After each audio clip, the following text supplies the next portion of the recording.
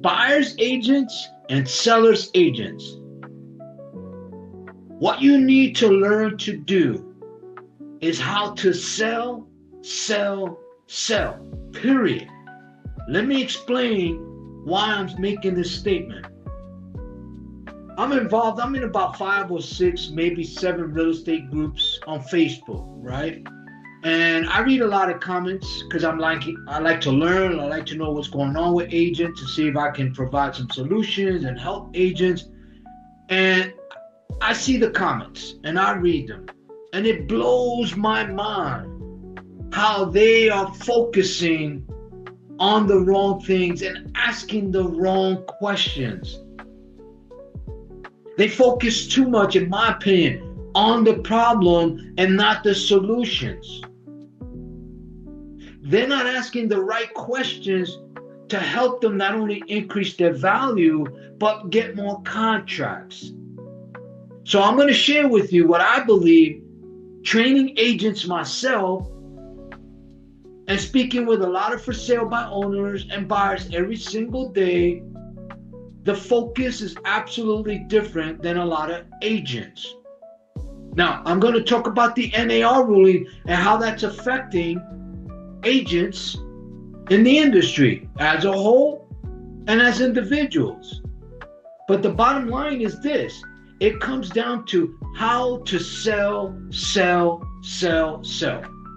Does that make sense? Now, one of the things I've learned is this. Before I dig into the topic, I want to give you some analysis on why I believe these things that I'm going to talk about need to be addressed. Number one is this. When I read the comments, right? And some of the comments are, why does a seller's agent get more than the buyer's agent, right? And I also look at, why does the buyer now have to get a broker's agreement and then their commission, right? That's the major things, right? But what happens is this, and a lot of it is not the agent's fault in a way, because a lot of agents, in my opinion, in my experience, are not being taught how to sell. Because at the end of the day, when the smoke clears, it's all about producing sales, right? Or getting contract to eventually get the deal in escrow and fund and get commissions, right? But you have to know how to sell. And what you need to understand as agents, and you may not like this, is that do you really understand what you do? Now, I'm speaking to those agents that are struggling, that are not producing contracts, whether it's a listing or buyers now, right? I'm speaking to you.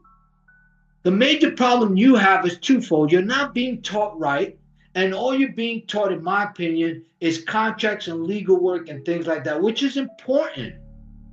Because as an agent, you're more like an attorney by default, because you got to learn the contract not to get sued. You got to learn certain laws and things like that. That's what the test is really all about, right? But at the end of the day, when the smoke clears, you have to know how to sell. And you have to be a salesperson before you transition to being the agent. That's just a fact. And the sooner you accept that, and the sooner you start to do that, don't be surprised if you get more contracts and more sales. Do not. Here's another thing that I read in the comment. I haven't sold any deals this year. I'm broke. I pay X amount of dollars for Zillow leads or realtor leads or whatever, right? What's a side hustle? Either somebody's just saying that to get traction and get comments and troll, or they really are serious about it. But either way, if you're doing a side hustle to pay your bills, then you're not doing your job as a real estate agent. You're not doing your job as a salesperson, and you deserve to starve. Just the bottom line. Now, if you want to be a successful real estate agent, or let me rephrase that. If you want to be a successful salesperson that transitions into a successful real estate agent, you need to learn how to sell. And the analogy is very simple. Let's say you want to build a custom home, right? The first thing you have to do is what? You have to find the land and the area you want to build that home, that custom home, right? You have to make sure that the property is not encumbered, and you guys know what that means, that there's no liens on it, right? Once you have that and you purchase it, now you have a blueprint of the property that you want to be built, right? Okay, great. What's the first thing you do? You hire a general contractor and they start to break ground, right? Then they put in the pipes, right? Once they put in the pipe, they cement it. Then they frame it. Then they put the roof and the windows and the doors, right? They had to put the house on that foundation in order for the house to do what? To withstand bad weather, right? Tornadoes, hurricanes, snowstorms, rainstorms, floods, right? So you gotta have a strong foundation. So here's my question to you buyers agents specifically. How is your foundation as a salesperson? You may have a strong foundation technically as an agent, meaning you understand contract, you know what to do in that part, asking, square footage and things like that. But is that really selling? And in my previous video, I talked about 3 things you need to do to sell a buyer. You need to have a script, you need to have a story, and you need to understand rebuttals. And we're going to go a little bit deeper into this today, right? So with this NAR rulings, especially for buyer's agent, for seller's agent, there's typically about 6 to 7 objections, typically. In the buyer's side, there's 1 or 2 objections. And they are, why do I need a contract and why do I need to pay your commission? Typically, that's what it is, right? Because of the NAR ruling. What you need to do is you absolutely have to look at this NAR ruling as a selling opportunity. How?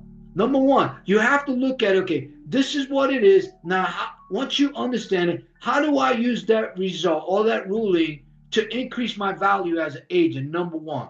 Number 2 is, how do I take that value and turn it into a selling opportunity that allows the buyer to see my value so that they can be comfortable not only giving me a contract, but giving you a commission? The second thing that this NAR ruling did, in my personal opinion, it basically exposed the weak agents in the industry, basically the buyer's agents. Why do I say that? Because they got too comfortable getting paid by the seller's agent. So they had a path of least resistance, I call a crutch. Now, the game is on the line.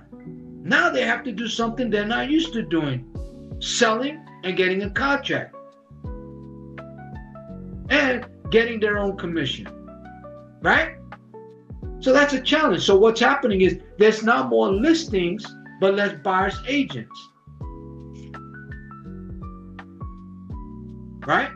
So the weak agents that don't make changes or don't adjust to the change in the industry are just going to quit or get fired. And a very small percent, in my opinion, speaking with, are willing to make that change because they love real estate.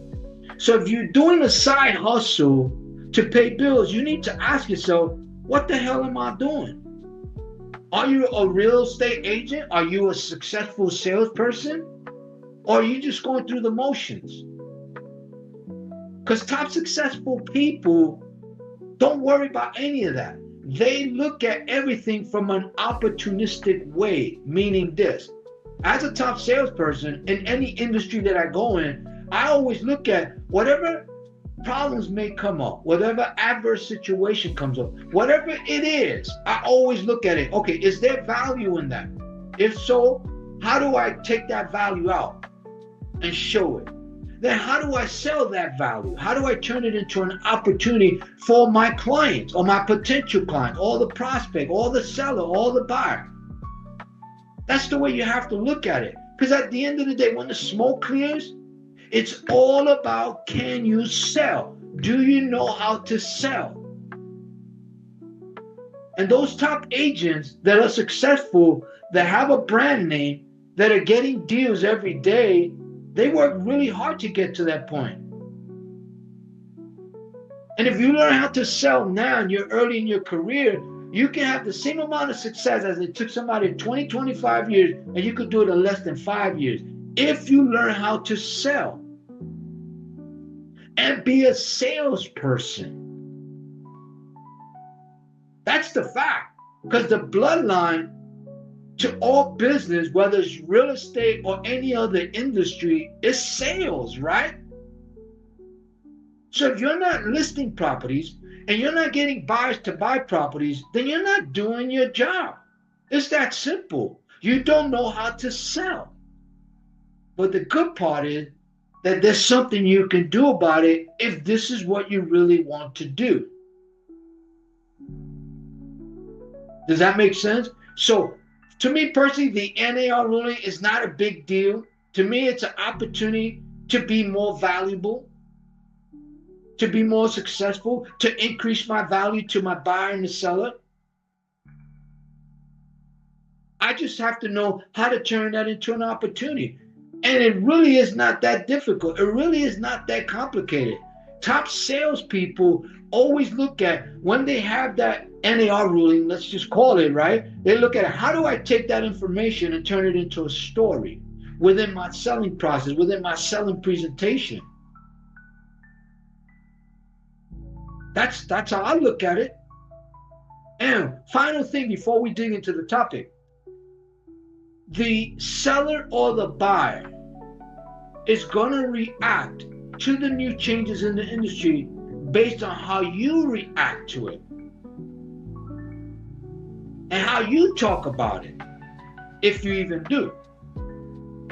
Because the good agents and the successful salespeople, they don't make it a big deal. If it doesn't affect the selling process and it adds no value, then they don't focus too much on that. They just address it when they have to and they move on. And that's what you have to do. So what I'm going to share with you is how to sell to a buyer. And there's 3 steps to selling a buyer and a seller. But in this case, is how to sell to a buyer. If you found some value in this video so far, do me a favor, smash the like button, share your comments, let me know if you agree or disagree with my statements. And if you want to have access to more selling videos, just click on the link below. It'll lead you to my YouTube channel, Mindset and Attitude to Selling. Watch some of the videos, give me some feedback, subscribe is for free, and just comment on it. All right, now let's dig into this topic.